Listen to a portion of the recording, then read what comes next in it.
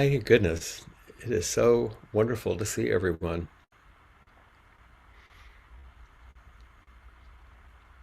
So, so good. I'm adapting into a space that I'm unaccustomed to here, that someone has generously lent me. So uh, we'll do our best. Let's begin a bit of sitting.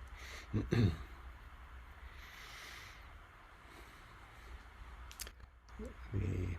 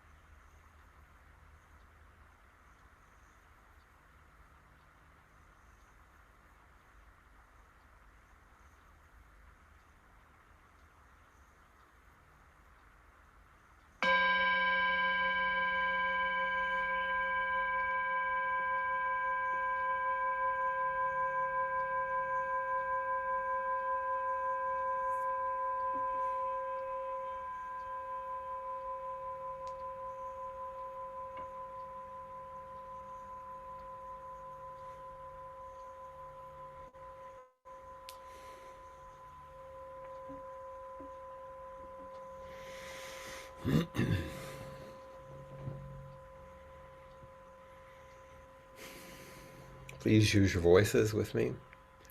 Vast is the robe of liberation, a formless field of benefaction. Wearing the universal teaching, I realize the one true nature, thus harmonizing all being.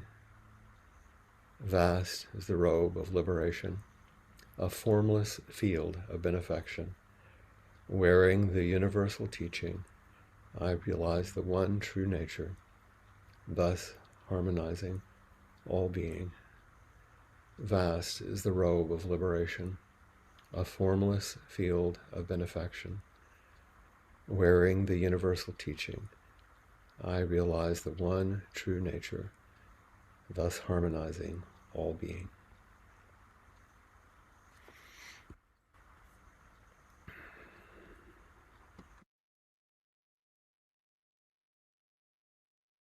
It's a little bit disorienting to be sitting in a seat that I've never sat in before. Um, are we still connected? I'm losing everyone. Yes, we can still hear you clearly. Okay. Um, and I expected to be home by this time, as you know. So I didn't have my Rakasu, so I feel a little naked. And I don't have my computer glasses, so you know how that is? I'm I'm working to make sure that I can see.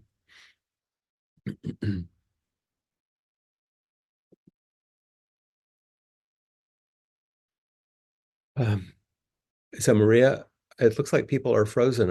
Is it okay?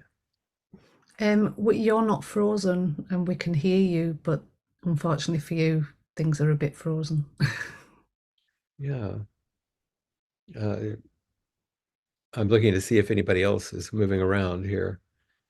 Um, just I don't want. Everyone's waving at you, Flint, right now, so you Yeah, if can't. you can hear me, raise your hand. So a few people can, but they may be doing it and I can't see them because they're frozen. Oh dear. Okay. Well, should I just continue? Is it We can hear and see you perfectly clearly. So okay? Well, I'll assume things are going along, which is goodness, exactly what the situation is right now.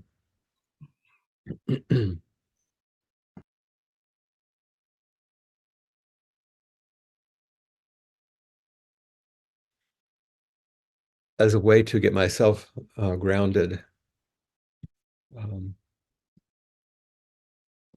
and to um,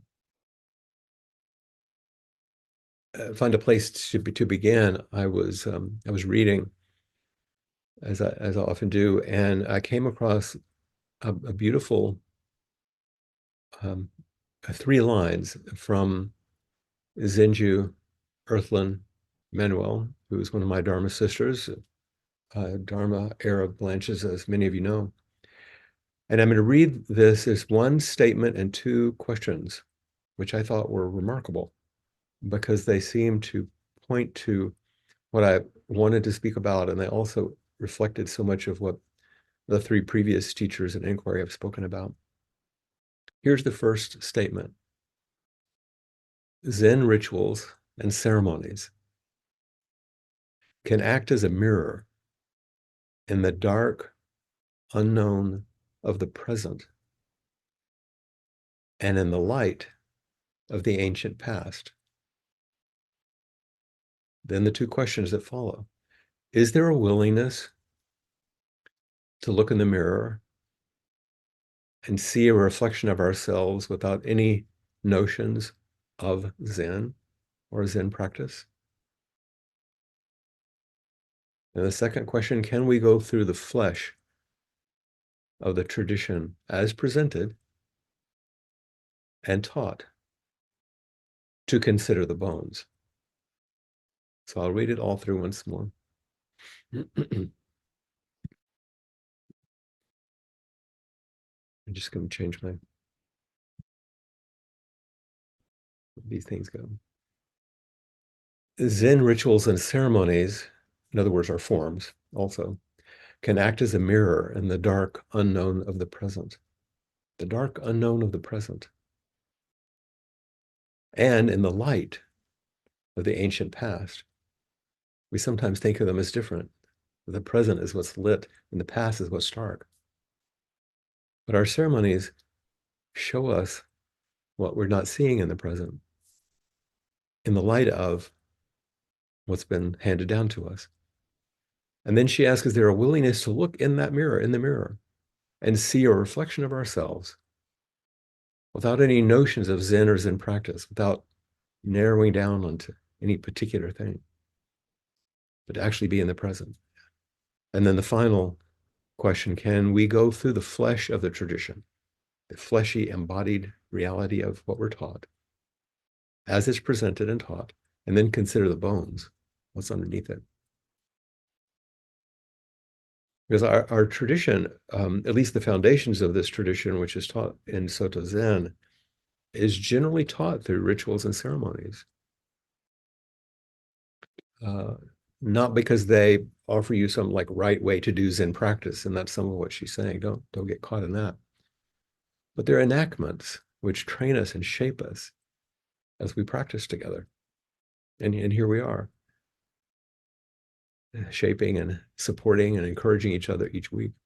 And as we engage in the forms and the rituals, and sometimes in ceremonies, they act as mirrors that reveal things to us which we might not see or might not appreciate if we don't enact the ritual or the form or the ceremony. And offering ourselves in training, like in retreats or everyday practice, is the way to enter the dark unknown of the present using the light of the ancient past. And our ceremonies and rituals hold this. And we are faced with a big question: are you willing to look at what is reflected in that mirror? Not as some sort of critical self-evaluation or comparing mind, but to actually look. And are you willing to embody, to actually put on the flesh of the tradition? We just chanted, vast is the robe of liberation, wearing the universal teaching, wearing it as it's offered, despite our reluctance or skepticism or whatever we might carry, and discover what the ancestors discovered over the past 1,000 years about the bones of this particular way. And as we come back over and over again, making those ancient teachings alive by our embodiment, we carry on the tradition without sliding into this just being a lovely support group or a psychological group or something for social discourse, which all are wonderful, but it's not really our practice. And it's important that we don't just make up standards on our own, as one of the old verses tells us. When Josh spoke in December, the title of his presentation was Our Life is Limitlessly Deep. He was pointing to this very thing, inviting us to look into the dark unknown of the present in light of the ancient past. And I would recommend his presentation and those inquiry encounters if you haven't seen that yet.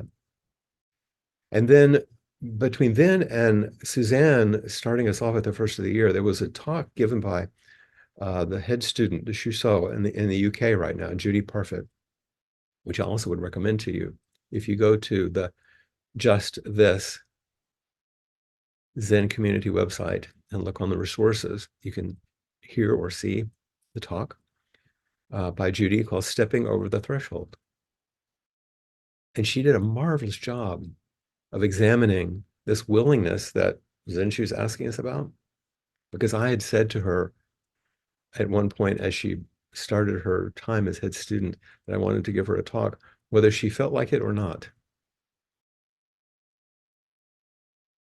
And she unpacks beautifully the distinction between saying yes to a teacher in a wholesome way to step over a threshold, and what it's like to submit to someone in an unwholesome way and do something without discernment. She has a beautiful teaching. I would recommend it. And then Suzanne began the year with practicing with imagination, of course. And if you're going to hear Suzanne teach, it's going to be embodied imagination, which is the essence of all Thoto forms and ceremonies and rituals. And as you take those on and encounter others, you can, as Trudy said last week, dance to the end of love. It was wonderful the way that they, using the flesh of the tradition to touch the bones, enacting and embodying the present moment and discover that it is love.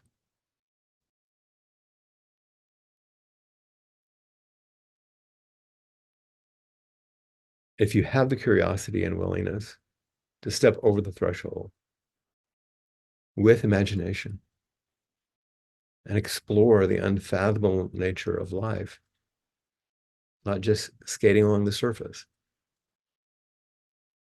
Even when we're uncertain or we're like barely willing, we have the possibility of dancing with life as it is and discover an intimacy that's really hard to describe in words and is outside of personal preference. So, in reflecting on these talks that have led us to today and opened practice for the new year, closing out the last year, I wanted to. I know I'm kind of pulling together a patchwork of things, but that's kind of where I am, you know, packing boxes and loading and changing.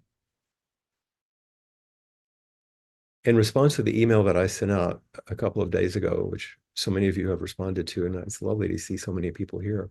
This is one of the responses I got. And I want to read just a few sentences. The student said, yesterday, I finished an amazing intensive co-led by Joel and Kim. She's speaking of the one in Appamada. I show up for inquiry often without preference for who the teacher is. It's not hard. It's easy. Because every new, she says, teacher, is a gift to the Sangha from you and Peg. Of course, I miss you. But after all, you and Peg were new teachers at one time. The gift is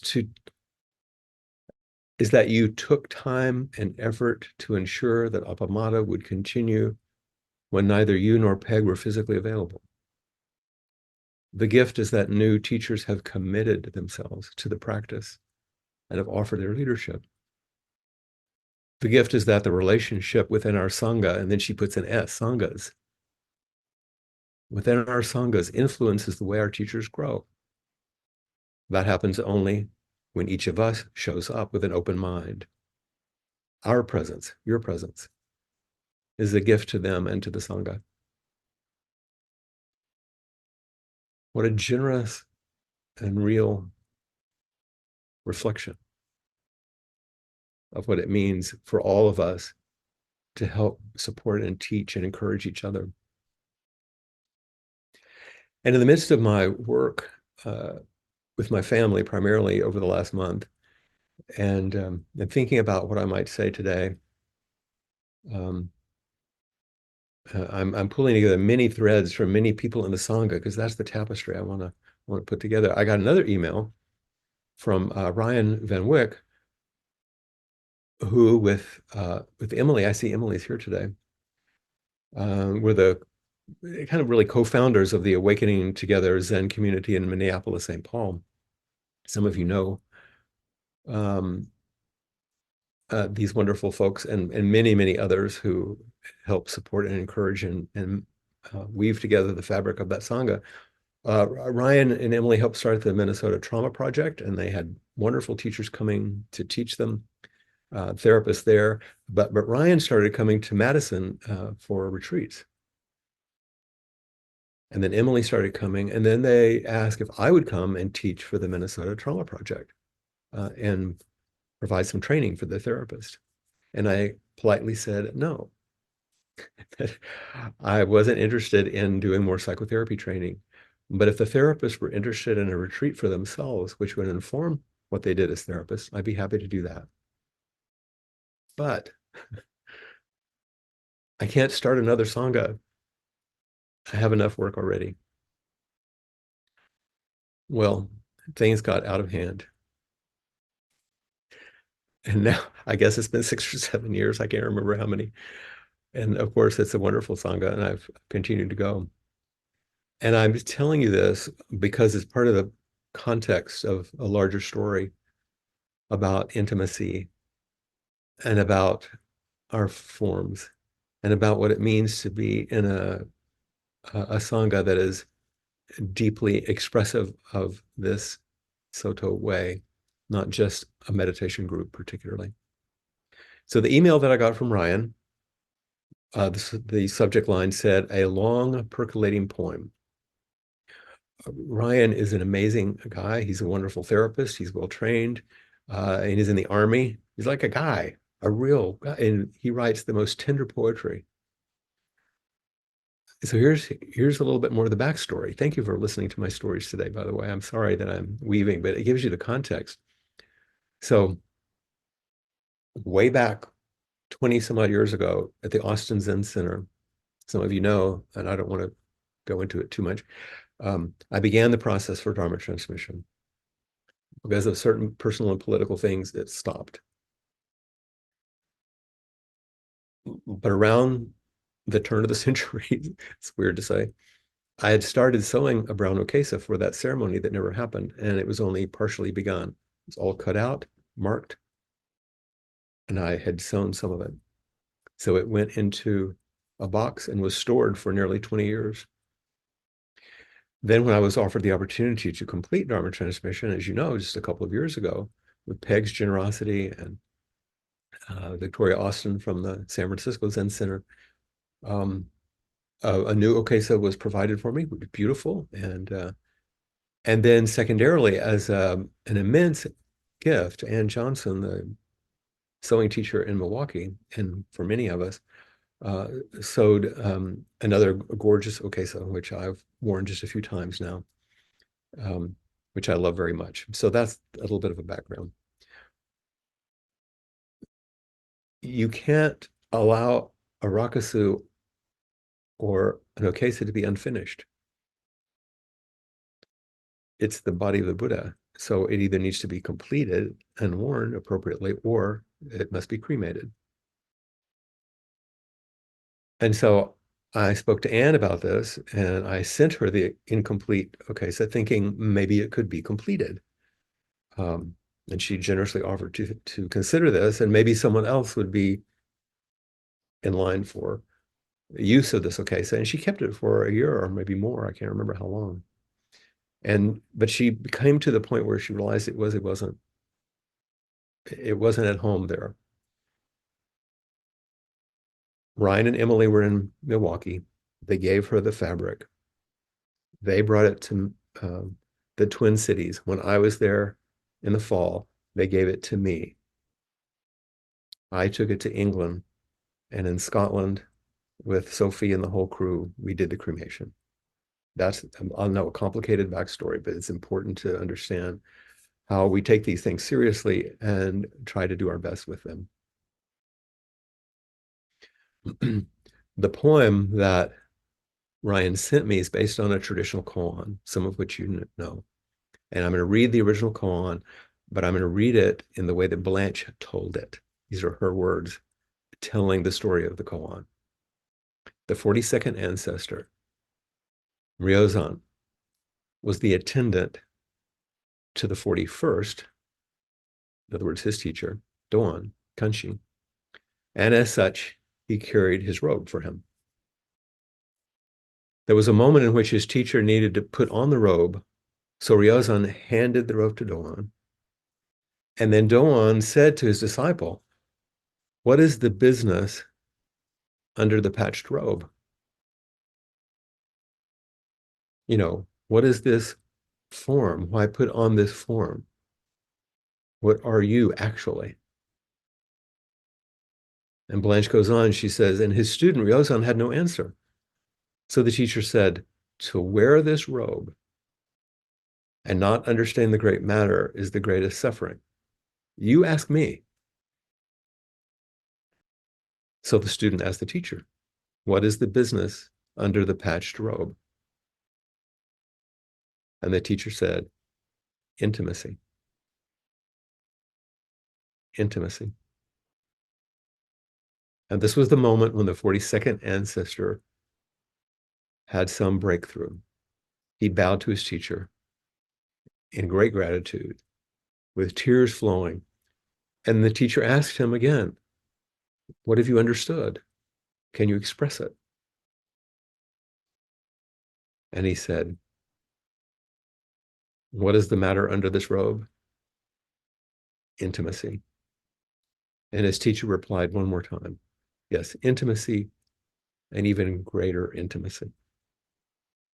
It's quite a beautiful story, and one that Blanche would tell often. The bones and the flesh, the dark unknown of the present, the light of the ancestors, not knowing.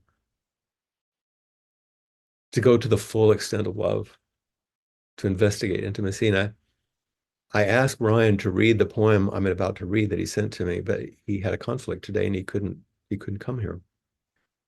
But I asked Anne Johnson, who was part of this transmission of this robe, if she would read it with me.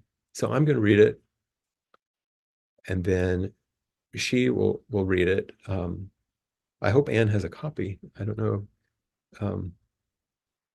if you do. You can raise your hand and let me know, or signal Maria. I can't see you. Do you have a copy, Anne?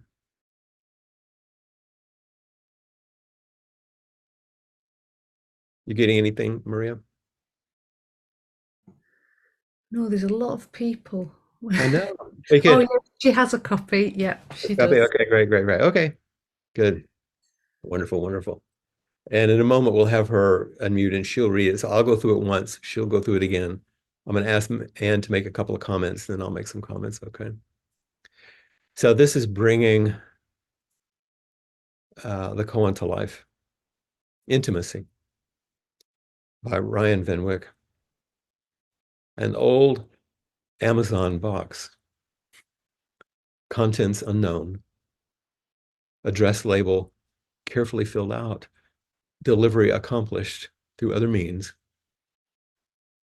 From warm hand to warm hand, passed from one student to another, arriving in the hands of a teacher, once and always a student himself.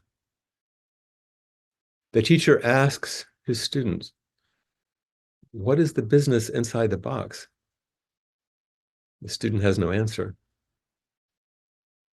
The teacher says, to see this box and not understand the great matter is the greatest suffering. Now, ask me.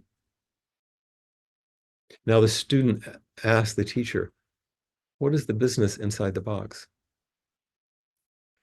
A simple reply, intimacy, intimacy. The box opened, a history revealed and shared, a journey begun with certainty, expressed through red stitching, letting go of hoped for outcome, and perhaps with it, a certain sense of self, free to continue on the path.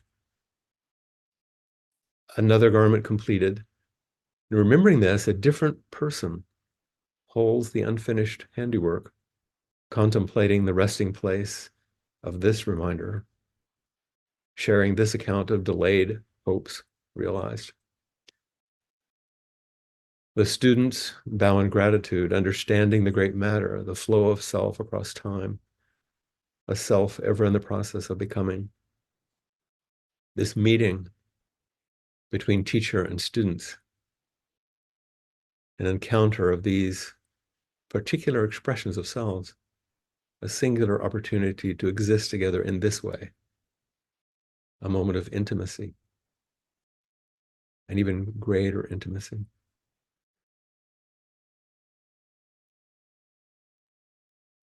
And Anne, would you unmute? Intimacy by Brian Van Wyck. An old Amazon box, contents unknown, address label carefully filled out, delivery accomplished through another means. A warm hand to warm hand.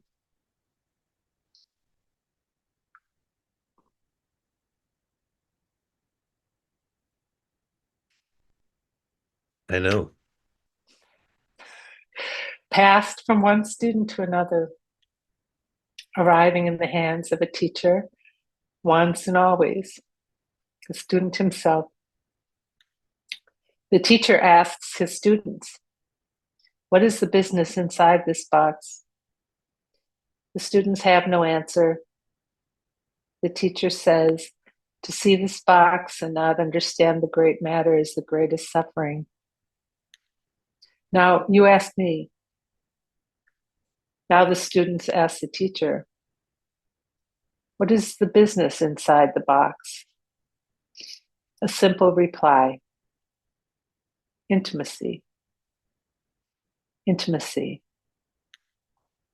The box opened, a history revealed and shared, a journey begun with certainty expressed through red stitching, letting go of a hopeful outcome.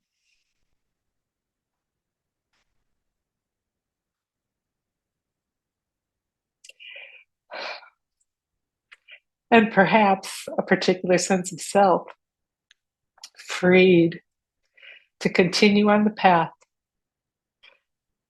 another garment later completed. Remembering this, a different person holds the unfinished handiwork, contemplating a destination for this reminder, sharing this account of hope's delayed realization. The students bow in gratitude, understanding the great matter, the flow of self across time, ever in the process of becoming. This meeting between teacher and students, this encounter of these particular expressions of selves, a singular opportunity to exist together in this way, a moment of intimacy and even greater intimacy. As it is now. Note to self, always have a Kleenex box. Oh, I know. I didn't. I don't have my name. What what moves you in this? It's boundless. That's a fine answer. Yeah, should I stop right there? Boundless. But do say more, yes. Yeah. I want to say one interesting thing about your introduction to all this, Flint, and it's like each sentence you said, I want to say, "Stop. That's all of it. Stop. That's all." Like there's so much right there.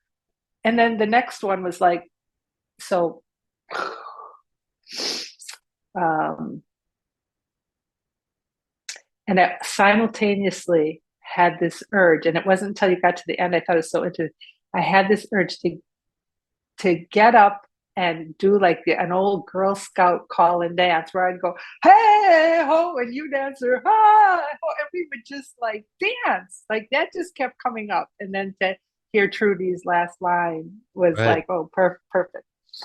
So the profundity of the light in the past and the dark in the present and the forms and the practice and life and letting go of it all is just beyond words. And then, for people to know, it's another whole long story. Ryan and Emily were here to sew this past weekend, and Ryan casually mentioned that he had written this poem. Um, and so it's just the dance has continued.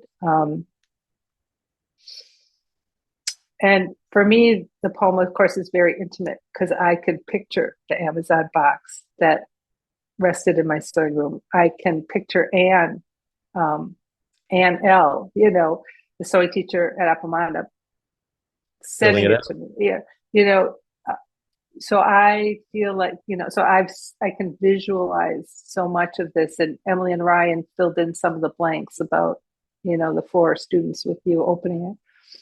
So on a real mundane level, or you can see all the pieces. And what moves through me is, um, keep it real short, but letting go of a hope for outcome, freed to continue on the path. And there's a certain intimacy between Flint's and my history about that this all speaks to. And and to me, it's that I stepped onto this path at a time in my life that was so painful. And Flint was able to meet my pain in such a different way as a Zen teacher, with his deep psychological wisdom. And it's basically, been a path of unraveling these projected ideas of what life should be and what the path should be, and entering into just being intimate with my life. And yet it's a hand in the glove. The path and life are inseparable, going both ways. So the tears are tears of deep gratitude to see that Okesa as a symbol of my life and path transforming and being freed to be burned, and then to enter into boundlessness. So thank you. Thank you for your teaching. Quite beautiful. And it's such a, it was such a connector from the Austin Zen Center where I began, then to Appamada, then to Anne, filling it out, to send it to Anne sending it to, then coming to England, that everyone is included. You think it's not my Okesa, it's not my story. It's the story of intimacy. In a second email I got from the student who'd sent me the one about all of the teachers coming to lead inquiry, I thanked her for it, and she sent another email back saying, and this echoes what Anne just said, Soto Zen endures because new teachers arise and new sanghas are created or established. And sanghas have new members, and they're energized to practice for the benefit of all beings, she puts in quotes. Teachers change, but the core teachings change only to accommodate contemporary needs. We have a lineage because we accept and practice with a succession of teachers. Without a succession of teachers, there would be no lineage and no transmission of the Dharma. Our Sangha is part of this vital cycle of keeping the Dharma alive and flourishing. Our Sangha is part of this vital cycle of keeping the Dharma alive and flourishing. Without students, there are no teachers. Without teachers and Dharma, there's no lineage to continue. Simply by showing up with an open mind, we contribute to the flourishing of the Soto Zen legacy.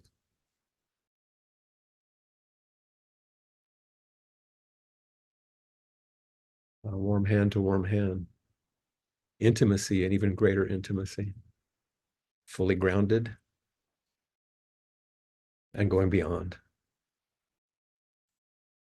Fully grounded and going beyond.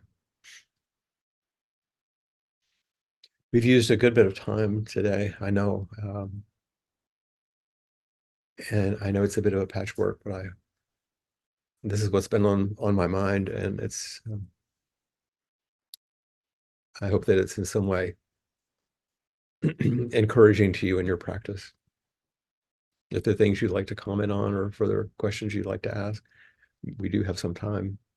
I'd love for you to come forward. And thank you, Anne, so much. And we thank Ryan for his offering.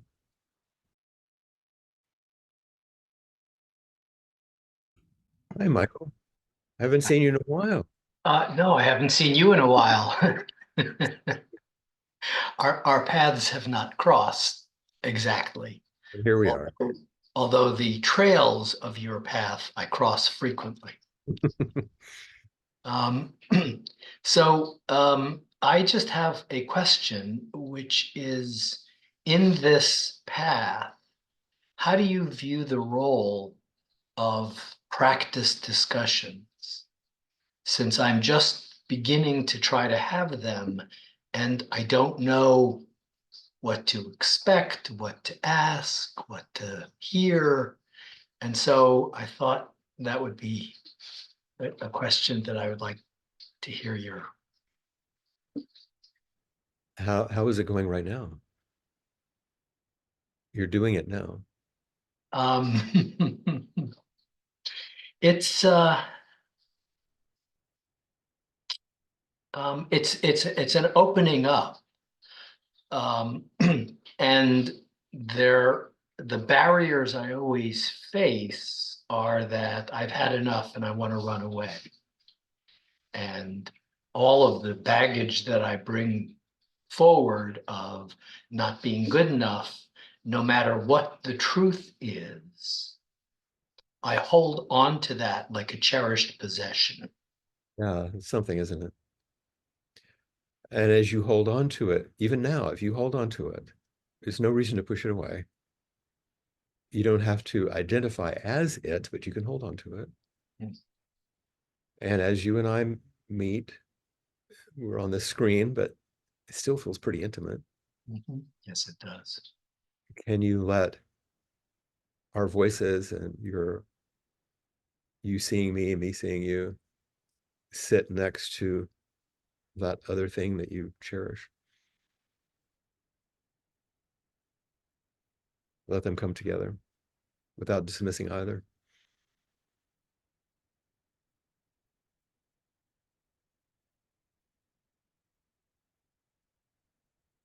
And it's always felt like dismissing the part of me that wants to feel bad would be a disaster.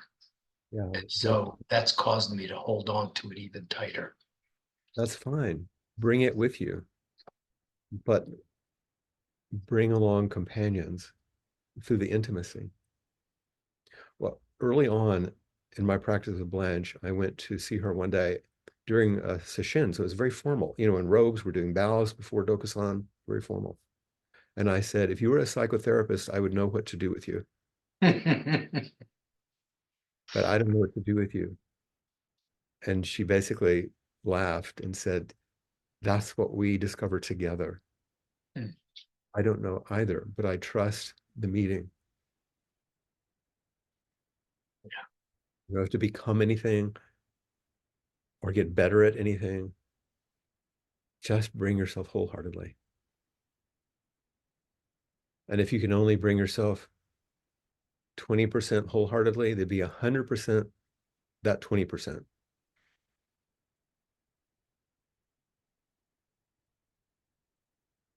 Just show up, just do it. Like I told Judy about the Dharma talk, even if you don't feel like it and you feel like you want to run, see what it's like to stay investigating the tenderness of wanting to run.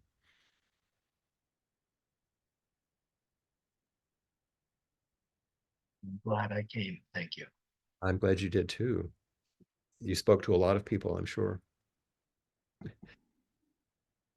Joel, next. Hi, Flint. It's so good to see you. Wonderful to see you. You began your talk today with describing ceremony and the impact of ceremony. And I wanted to share something that is very important to me. I led a precepts completion ceremony yesterday at Ah, Apamon for yes. 12 people who had participated in the precepts program. It's your first And time. indeed. And I'm still feeling the effects of it. I remember when I took the precepts completion ceremony, which was before I think you and Peg were offering Jukai. Right. And I have not finished my Rakusu yet, but I'm going to this year.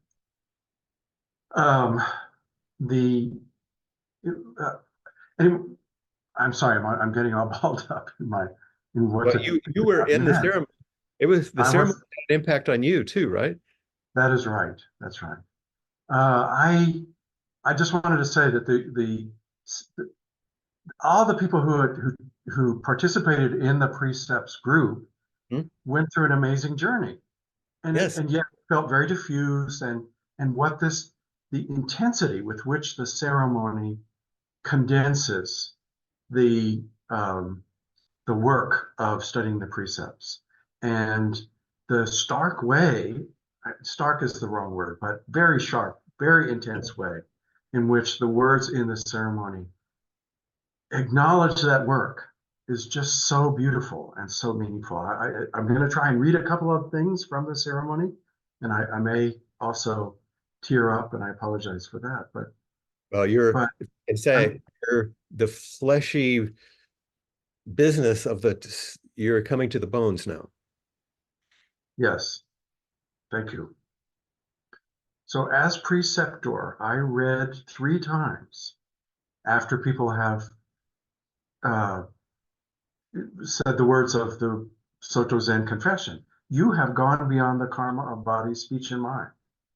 And that's at first that struck me as strange in the ceremony, but then I remembered that people have been doing work to go beyond the karma of body, speech, and mind for a year, and this is this is like bringing it together in a very condensed point. And you have been freed from hate, greed, hate, and delusion. And later, these you have received Buddha's precepts and are a child of Buddha. Now you can really work for all beings. Yes. So I just wanted to share that, and thank you and Peg for what you did to construct the ceremony in the way that you did from the sources that you had, and for making it available to us to carry on in this incredible thing you said, that Soto Zen can survive because students and teachers come forward. Yes. And there's a distinction that I'm reading between the lines. I'm not putting words in your mouth, but I think that you've gotten it, which is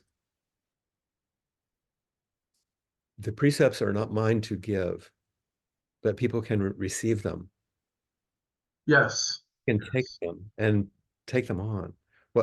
I have something to give as a Dharma transmitted teacher, which is I can situate you in the lineage. That's a little something I could do ceremonially, but the precepts are free. And so we wanted to make sure there was a ceremony in which those precepts were seen as freely given and freely taken. And then Mm-hmm. later on, if someone will actually be situated in the lineage in a formal way, you could do that too. But Mm-hmm. yeah, I'm glad that the ceremony is coming back to you now deeper, and as you offer it and receive it, it deepens you as a teacher. Yes.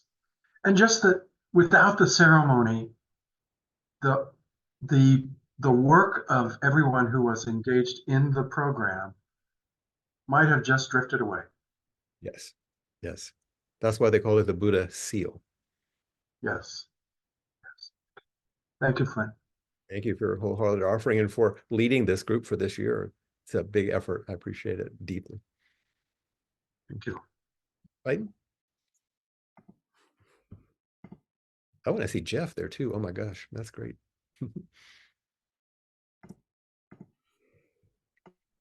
Thank you, everyone. And your poem was, the reading of your friend's poem was mind-blowing.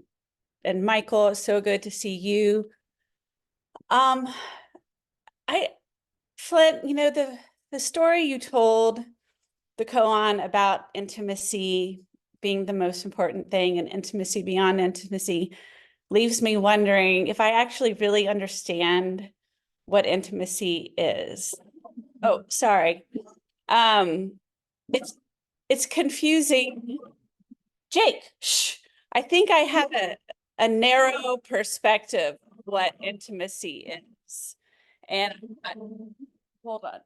Oh, someone's at the door. Can you help me understand what you mean? Because it's not just between people, it's between the present. And I feel like I'm going to leave this feeling a little uncertain about what you really mean from intimacy. And I just need a few clues to help me open it up a little bit more. Well, you're doing a good job, actually, of what you're saying. And the not knowing is nearest. Not knowing is what is most intimate. The not knowing keeps it alive. Otherwise, you make it into a thing. You know that it's not an intimacy that is sentimental, personal, erotic, none of that stuff. There are certain kinds of intimacies, but we're talking about where you and the present moment meet each other. And then it's inconceivable. It goes beyond. It's hard to have those words. So staying with the unknown, not the dullness or confusion, but the where you're on that edge of what is this into what does it mean to be actually in my life and with this person and with this situation and with myself. What is this? That question is the great matter, out of which he says, to not understand what's under this robe is the greatest suffering. So you have to realize that, it's about intimacy. It's about meeting each thing and each, but it's more than that, because it's dualistic when I say, like, there's a thing and me. Right. So keep the curiosity open. And because you're a writer and because you love poetry, you know that as you course between the lines of some of these beautiful poems, you're awash in it and you just can't name it. And that's appropriate. Keep dancing to the end of love. What a joy to see you. Likewise.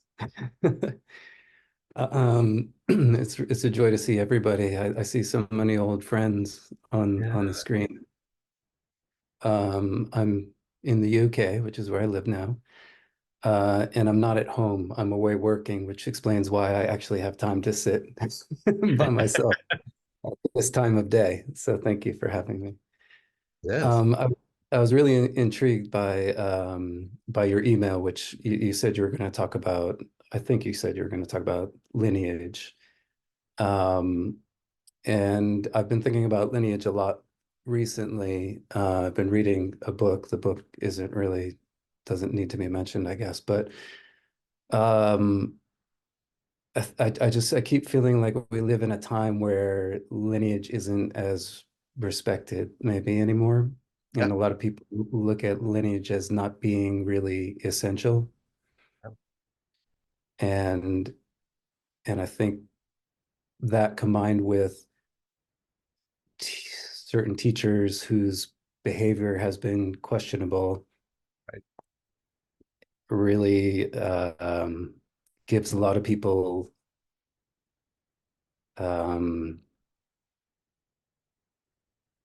more conviction to set lineage aside or set tradition or forms of practice aside.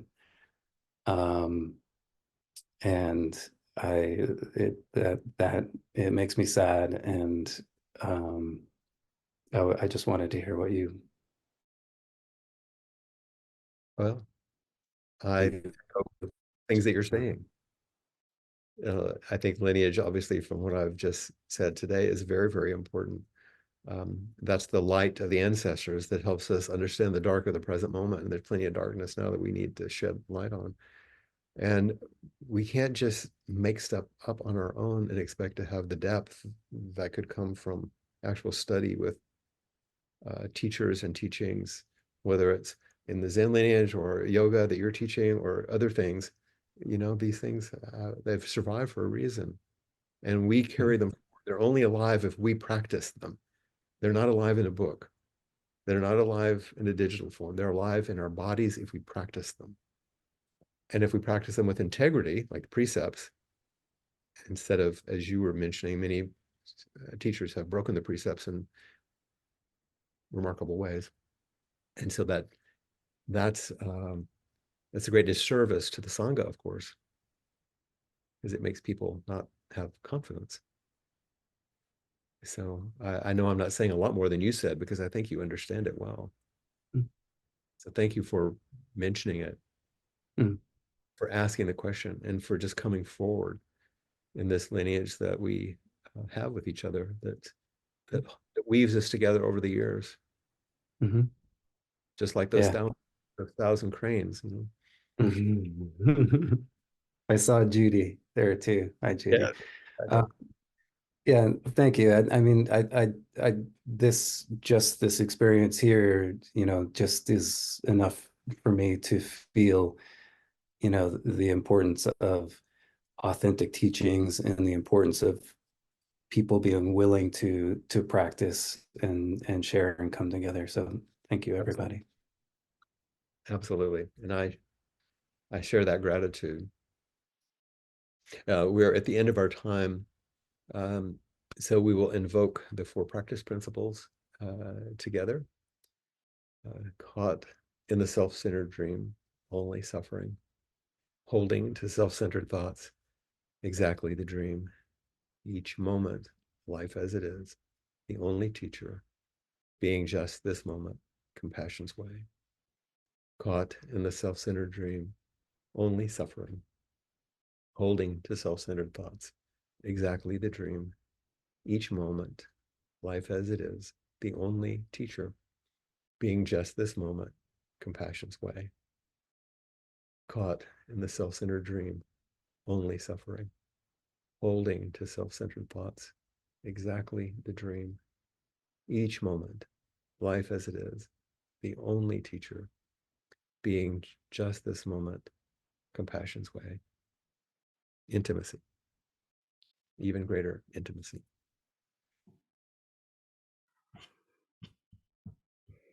Thank you so much, Flint, for joining us all amongst all your various boxes. And thank you to everybody, for teachers and students that just help support and keep all of this alive. Thank you all so much. And if you'd like to offer dana to Appamada, please do go to appamada.org/contribute. Thank you all so much. And if you'd like to continue for a further 30 minutes, please pop yourself into gallery view and I'll join you in just a moment. Thank you all. Thank you.